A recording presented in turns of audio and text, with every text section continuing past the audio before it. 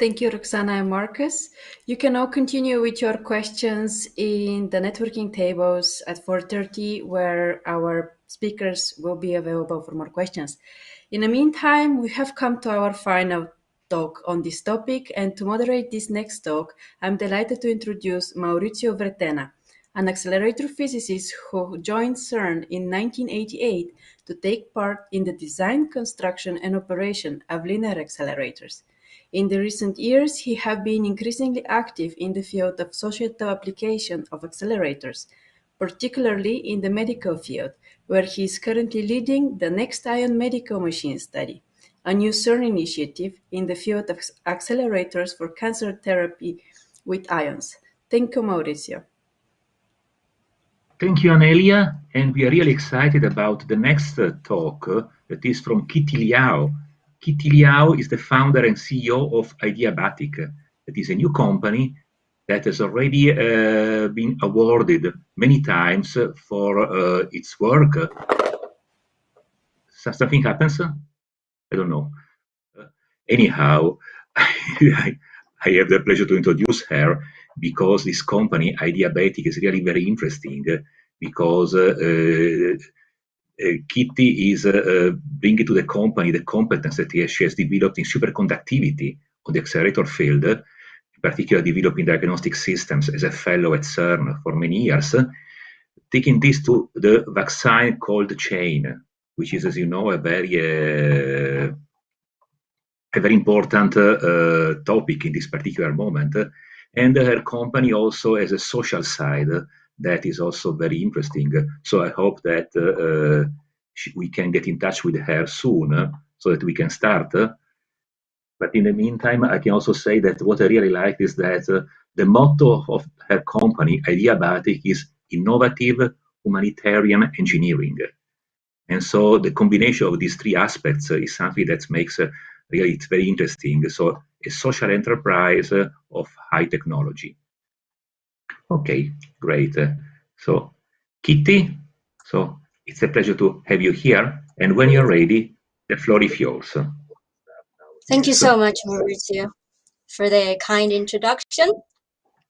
I cannot see my slides at the moment, so there it is. Great. So good afternoon, everybody. My name is Kitty Liao, and I'm the founder of Ideabatic. Today, I'd like to share with you my work creating solutions to an important global problem. And firstly, I suppose it's a good idea to start with my connection with CERN. So as Maurizio said, I was a CERN fellow in 2010 to 2013 in the Beams department working on superconducting cavity diagnostics. So the picture on the works.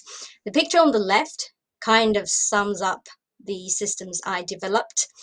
A second sound detection system that detects a quantum wave called the second sound to triangulate where the quench locations are on these superconducting cavities. And then the second one is an octopus temperature mapping system that I created that has the capability to test out the temperature hotspots on different cavities with different shapes and sizes. And so all of these systems are used in superfluid liquid helium at 2 Kelvin. And so picture on the right, that was a farewell party at CERN back then. So yeah, that was a long time ago, but I really enjoyed my time at CERN.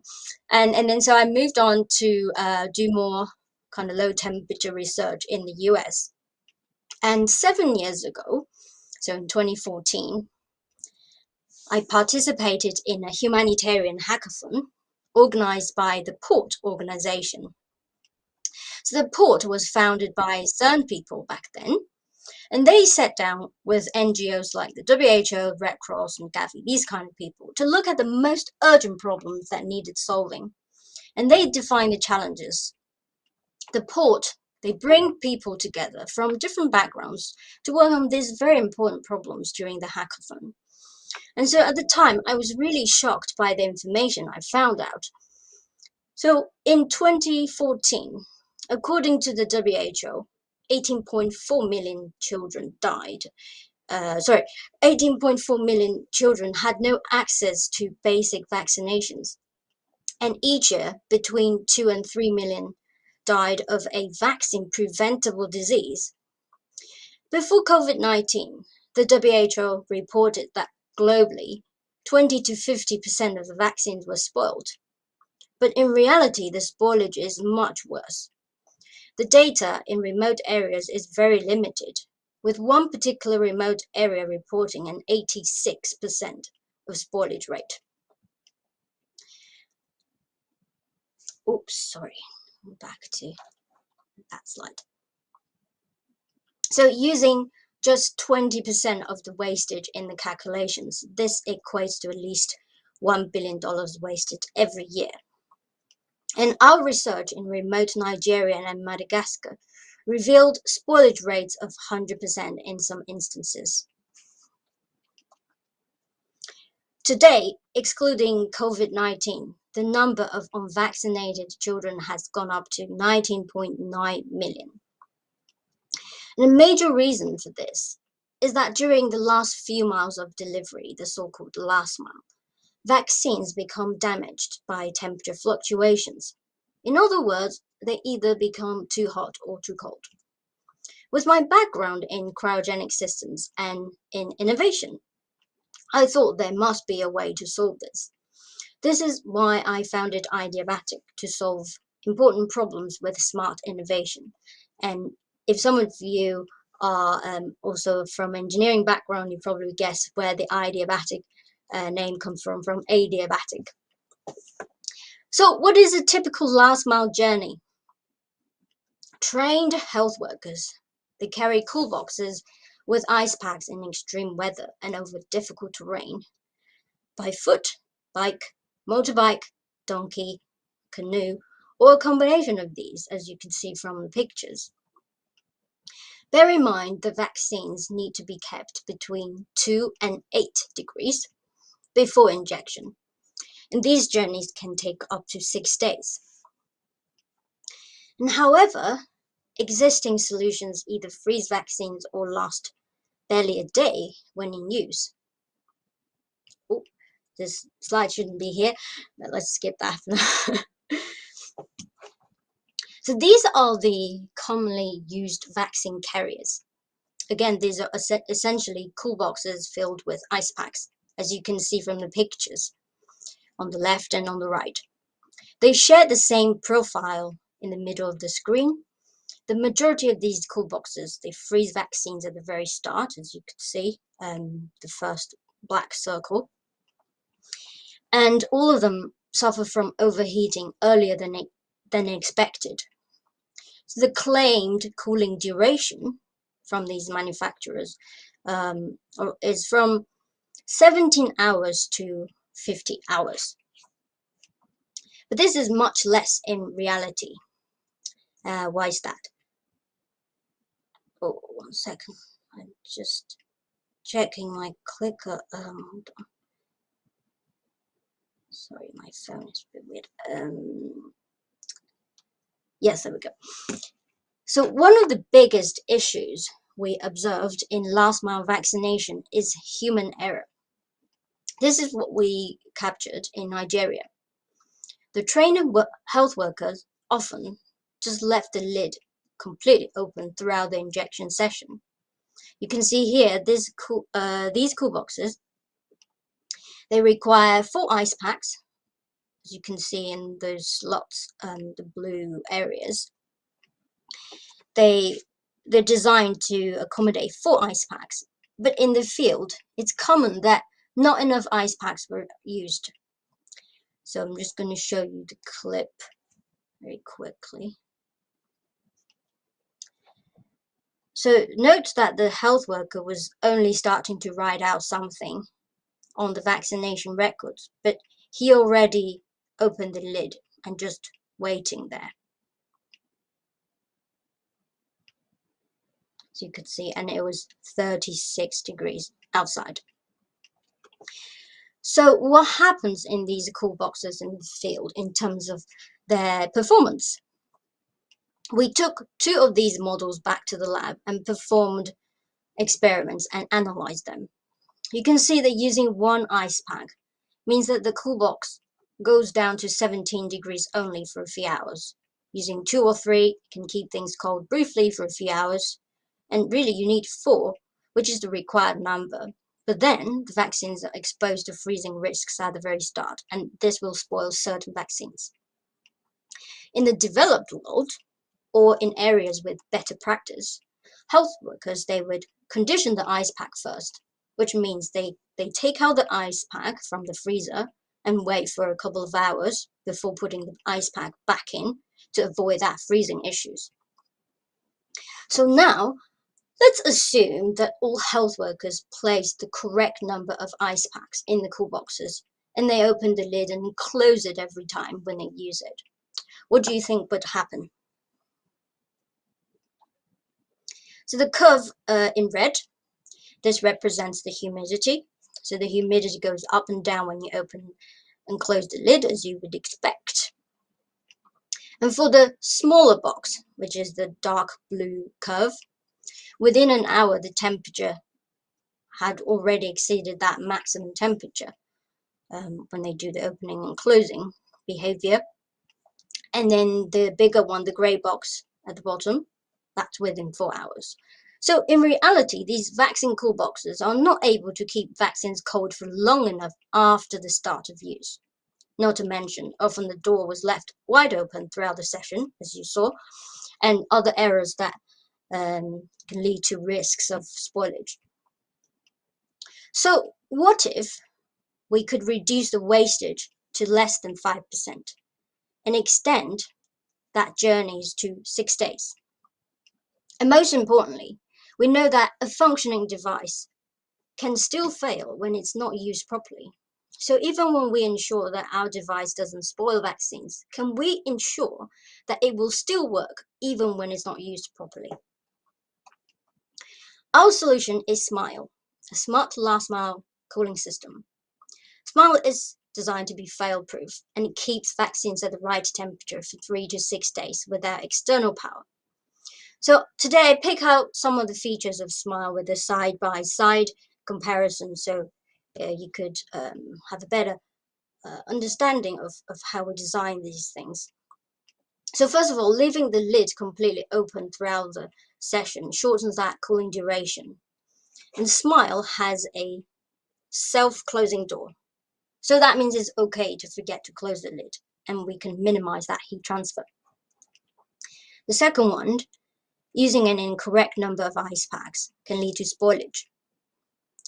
So the SMILE single ice pack design means it's impossible to place too little or too much ice. It's the same procedure, putting the ice pack in the freezer, taking it out, putting the ice pack in. And there's no hesitation putting 1 or 2 or 3 ice packs. The other advantage is that SMILE is freeze-free. So the users, they don't have to condition the ice pack, no need to wait for the ice to melt before putting it in.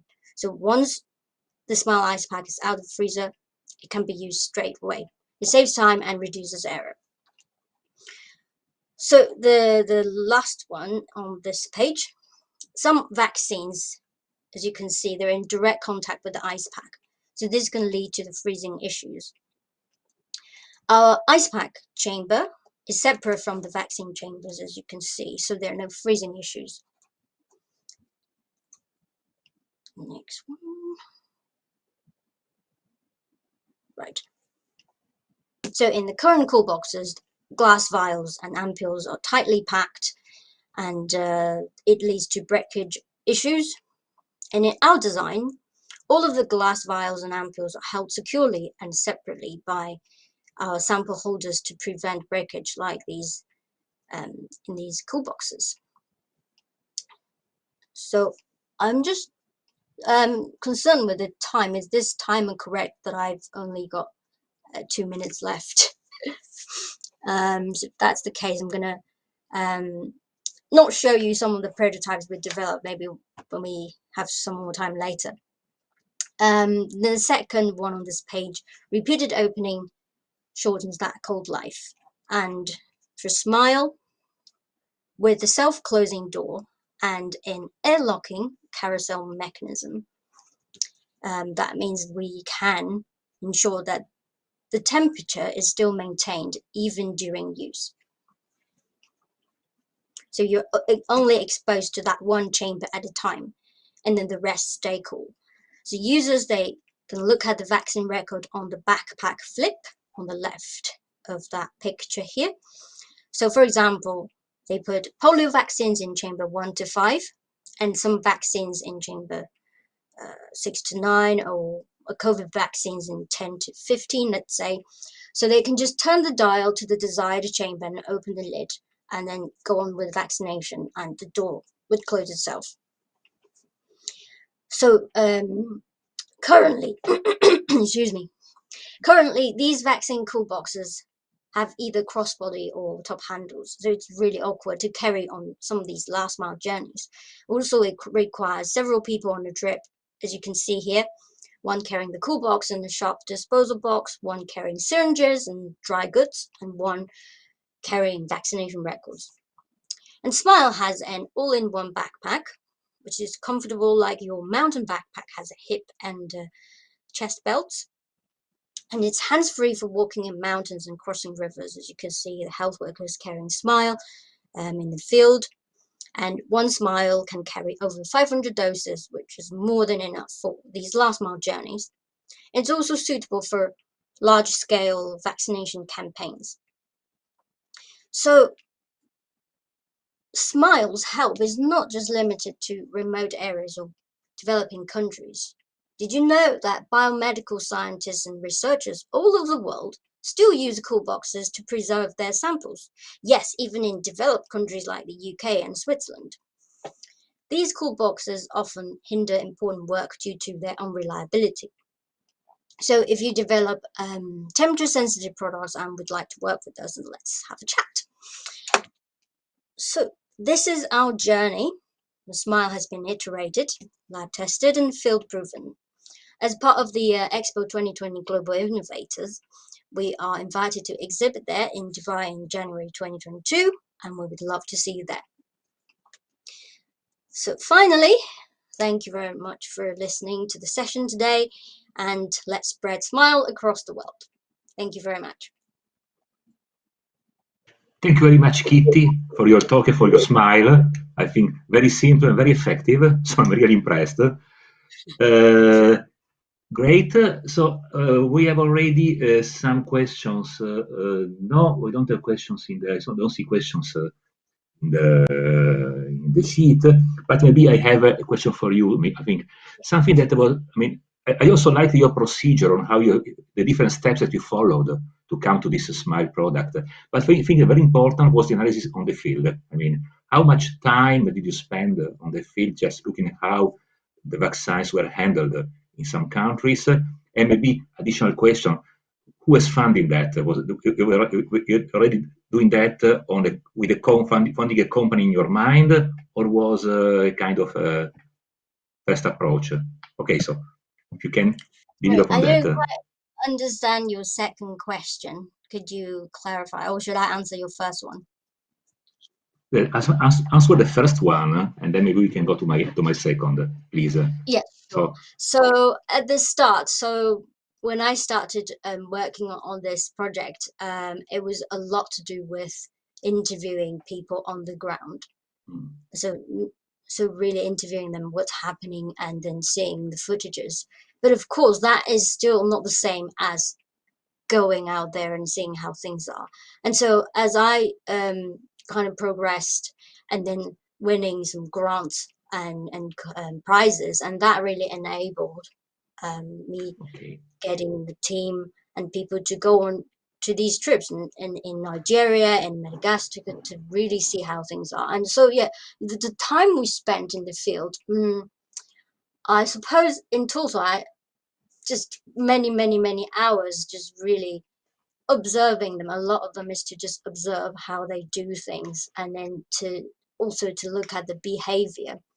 And because it's just so different from where we are, and a lot of the things for us, it's so yeah, we're trained to open the lid and we close it. That should be very easy to do, but things are just not happening there. And so just from really seeing how things are in the field, and that really give us a strong kind of verification on focusing on the human problems. How do we design a system that can help eliminate that kind of error, or at least reduce? Yeah, so your second question, sorry, could you repeat that, please? No, but you answered that already. I mean, who was financing this field analysis? And you said your first awards just gave you the opportunity of doing this field analysis.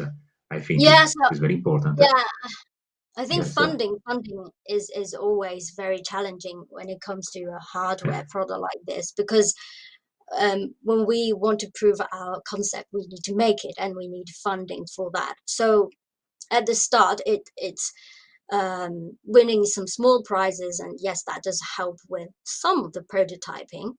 But then when it comes to really testing out whether it works or not for our product, we can't really use things like Yes. 3D printing, because 3D printing, it's kind of based on the additive kind of technique. So if you use that, things are added, layered up like this, and they look like they're one piece, but on a microscopic level, there are holes in them. So for something that needs to be thermally robust, we can't just use some 3D printed part. Yes. So all of our these thermally critical parts, we use machining. So a machine cuts out the shape from a big block of plastic, so it ensures it is one piece, and then it's the same as what it will be when it's mass produced. So yeah, funding was a critical thing, but luckily along the way we've been winning some grants and things, so that really helped kind of iterate and then test out things in the lab, in the field. Yeah. Okay, great. So some questions are popping up, but first of all, I read a comment. No question, just compliments for the super presentation. Oh, thank Is you very one much. of the comments. Yes. Then the question is, what are the biggest challenges that you faced while building this prototype? What was challenging? Okay. That's a great question, because I prepared something I wanted to show. I think it's more technical, more interesting, and Yes. so And yes. you have only 2 minutes to answer this question. Oh, You have okay, only two great, minutes to answer this question, unfortunately. no problem. So as I was talking about in Smile, we have sample holders to keep the vaccines in place, because at the moment they just shuffle all the vaccine in the box, and then things can break, so they have to work really carefully. So I'm going to show you like the first few prototypes we've got.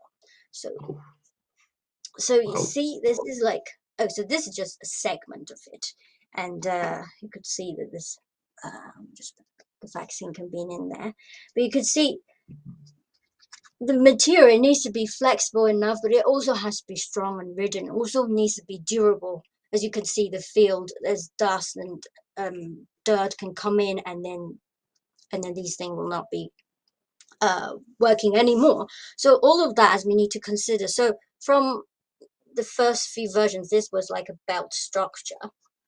So that means, say, this chamber, if it's broken, then we need to replace the whole belt, which isn't ideal.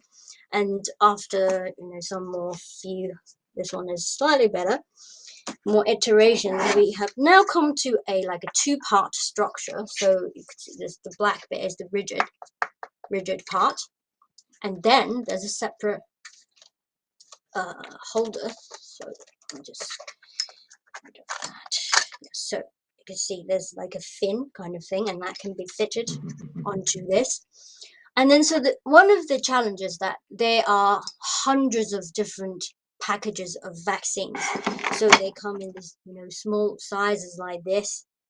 There's a big one like this. There's ampules like this, and there's big ampules, all kinds. So how do we make a universal one that all of these vaccines fit? And so that's another development challenge. So we've gone through various iterations of these holders, and then you could see they're kind of flexible. If I The time is almost over. Sorry, but okay. So yes, so I'm now afraid that we have yes, we have a holder that is universal for all kinds of things like this as well. This is biosample tubes, that's vaccines, and then we can put ampules in as well. So yeah, this one I would say is one of the most challenging one among the many. Yes. Okay. So thank you very much also for the demonstration of how it really looks like. So really, it was a very exciting talk, and we wish you all the best and all success with your idea. We are all behind you. Just many thanks, and thanks again for this great presentation. Okay. Thank you so Thank you very much, much, Kitty. everyone. Thank you very much. Bye bye. Thank you. Bye. Bye.